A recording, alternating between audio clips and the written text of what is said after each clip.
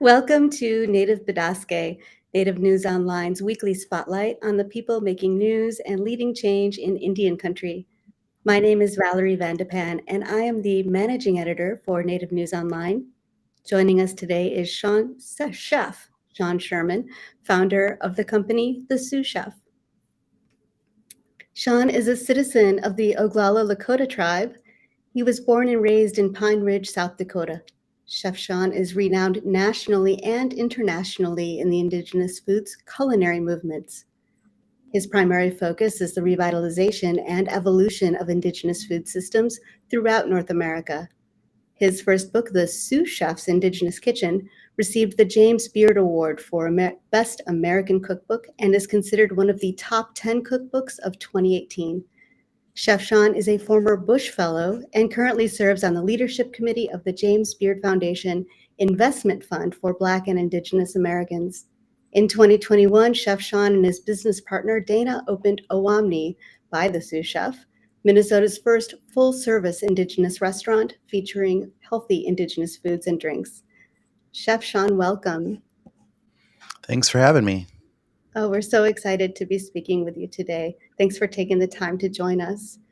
You talk a lot about decolonizing our diets. What does that mean? So for me, decolonizing diets, it's really just looking at us as Indigenous peoples, Indigenous communities, and the status of where we are with our food systems and what kind of foods do we have access to compared to what kind of foods did our ancestors have, and understanding everything we had to go through as Indigenous peoples and the removal of our own foods, even the removal of our own knowledge about our own foods. So it's really kind of taking a push against the effects of colonialism. And it's really trying to take steps to really reclaim and re-identify Indigenous foods moving forward. So for us, as statements with the work that we do, we've removed colonial ingredients, which took away dairy, wheat flour, cane sugar, beef, pork, and chicken primarily, and just really focused on a lot of wild game, a lot of fish, a lot of seafood, a lot of wild plants, a lot of Native American heirloom products, and just trying to figure out what we can do with this modern day Indigenous pantry moving forward. So kind of in alignment with that, you recently presented at the Native Nutrition Conference in Prior Lake, Minnesota, a really wonderful gathering of folks across Indian country who care about nutrition and are really trying to make all of us healthier and avoid disease like diabetes, heart disease, cancer. Can you share with us a little bit about what you wanted those folks and all of us really to take away about nutrition? I think that's such a great conference. I've been down to that one quite a few times, and it's always such a great gathering to see everybody. And, my role this year was to do a talk that I've done in the past, which I haven't really gotten to do live in the past few years until very recently, just because of the pandemic situation. So I just really wanted to showcase people a quick little cooking demo of how easy it is to play with some very simple foods and to make a really beautiful plate. And we were able to give samples out as we were doing the demo.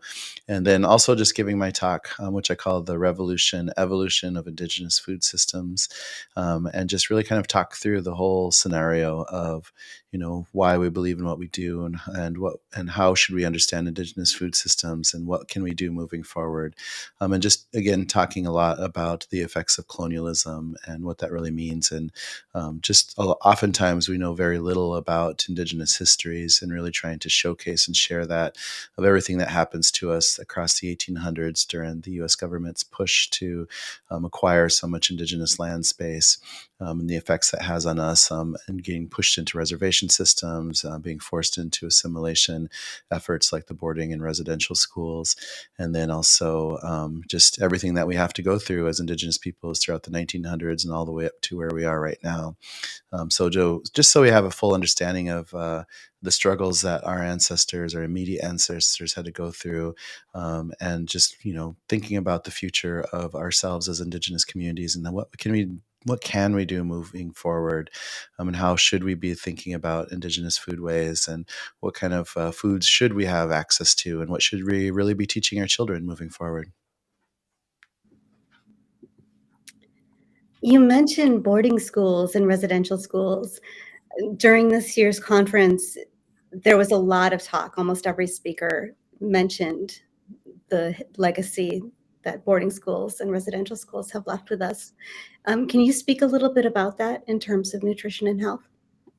Yeah, I see the time period of when the boarding schools arise in the late 1800s, starting at Carlisle, Pennsylvania, and spreading outward up into this brand new report that just came out on boarding schools across the U.S. And Canada's been doing a lot of research too, as we've seen in the news the past few years of searching a lot of those grounds and finding so many unmarked graves of Indigenous children that those Indigenous communities knew. Those kinds of atrocities were happening, but they were never come to light until very recently. But I feel like the boarding schools and residential schools were extremely damaging for our own Indigenous cultures because of what they were, which was assimilation efforts of trying to strip us as Indigenous peoples from who we really truly were and taking us away from our own Indigenous education. And I think it's really important to identify the term Indigenous education because that just applies to all the knowledge that we held as Indigenous peoples through millennia and just being passed down generation and generation and generation, giving us the tools to live sustainably, utilizing primarily plant knowledge around us when it comes down to it, but also including all of our language, our stories, our arts, and our foods, and just everything we need to know to be able to move forward in life. So I think it's really important that we take steps to understand the damage that these residential and boarding schools had on us and within our immediate families and our parents and our grandparents and everybody who was subjected to those.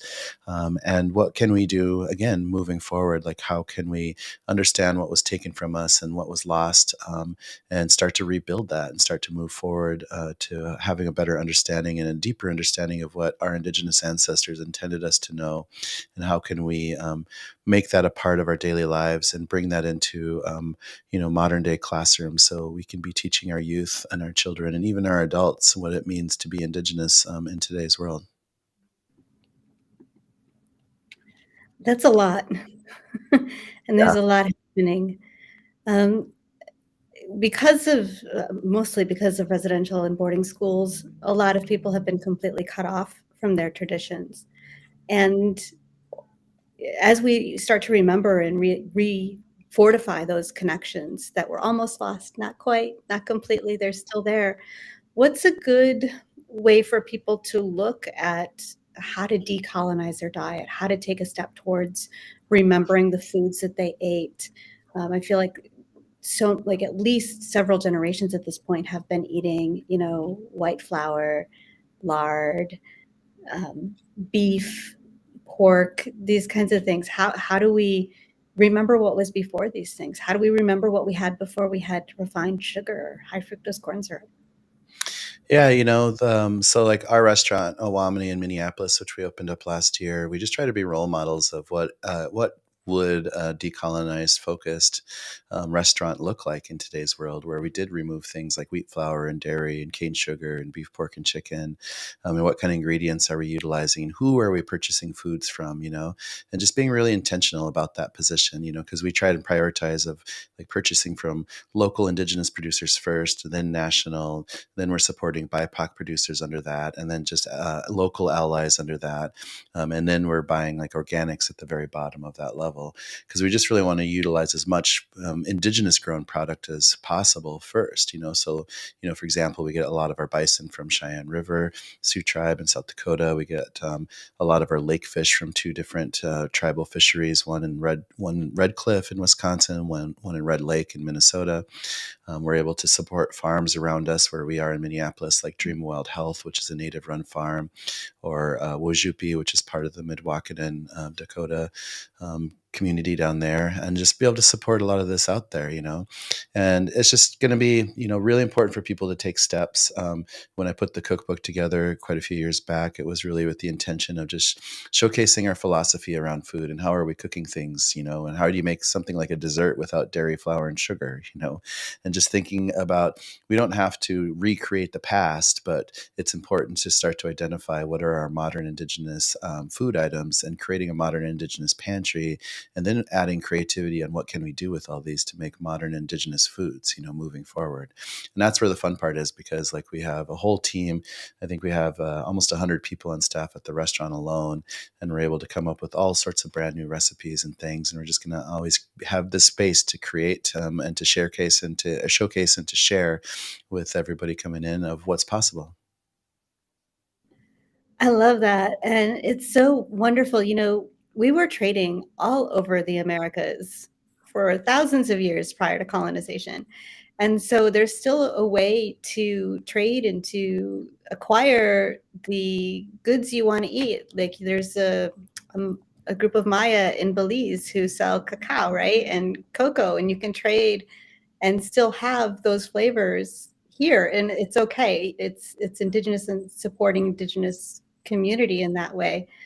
It's Mopan Maya chocolate, if you want to look them up, Oh, for those nice. watching online. Yeah, for those watching. And then all of the groups that you just mentioned across Indian country, right? They're open. Like you can trade with them. You can find them online. You can still get bison meat. You can still get wild rice. You can still get these maple sugar and maple syrup and honey and all of these kinds of things to kind of start replacing and enhancing your diet in a different way.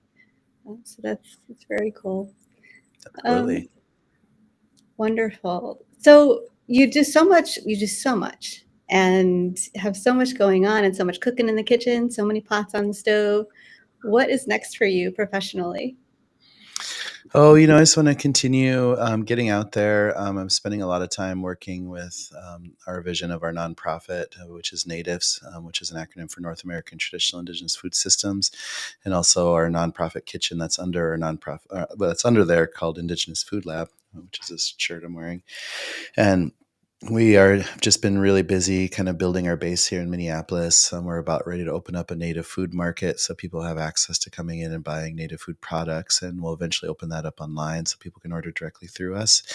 And we're also working on creating our first community classroom so we can have a space to have, so we can just teach Indigenous foodways, be able to teach everything from language and crafting to culinary and food preservation to wild foods and seeds and gardening, in history, and there's just in the arts, and there's just so much to play with when it comes to thinking about how can we recreate and design Indigenous curriculum for future generations, and creating a place where people can tap into that.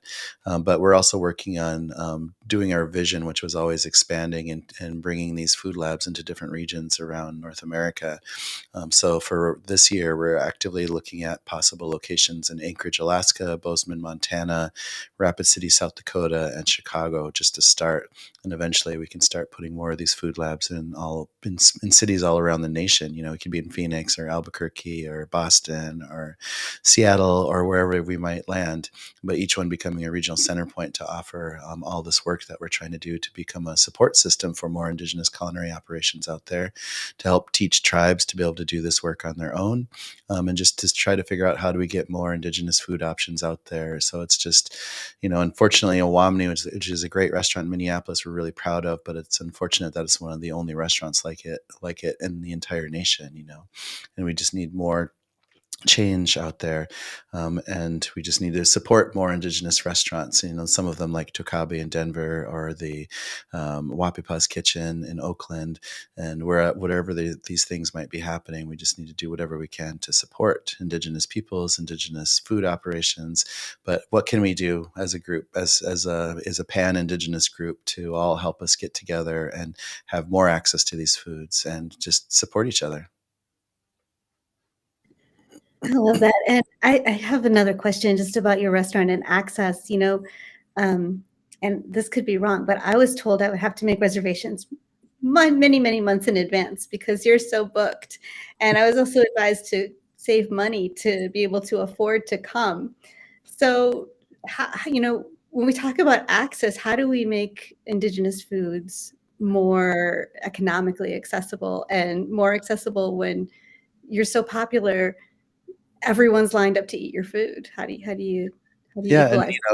So we're as a downtown restaurant, it's expensive and we do have to charge a little bit more where we are downtown, but it's okay to have certain levels of like we should have nice native restaurants and we should have lower end restaurants that are a little bit more easier on the pocketbooks, which is why we have our food truck sitting right outside the restaurant. So if people can't get a reservation or don't really want to spend the money of a sit down service, that they can just get something light right out of the food truck.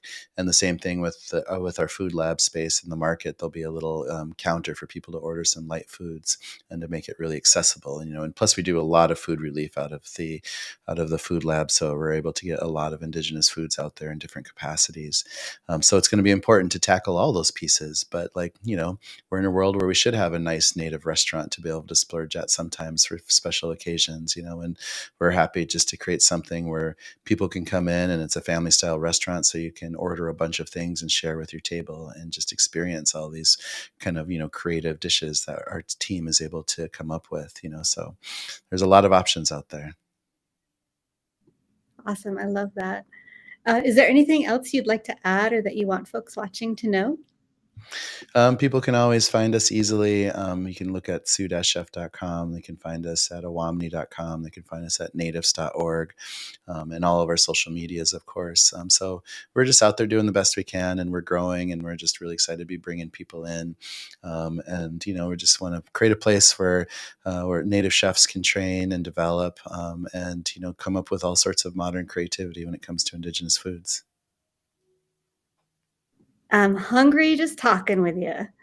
So grateful that you took the time to share with us today. Thank you so much, Sean. Thank you so much. Awesome. Thank you for those of you watching. Thank you for joining us today. Thank you for tuning in on Facebook and Twitter and YouTube. And be sure to join us next week for another episode of Native Bidaské. Miigwech Ahie. Miigwech.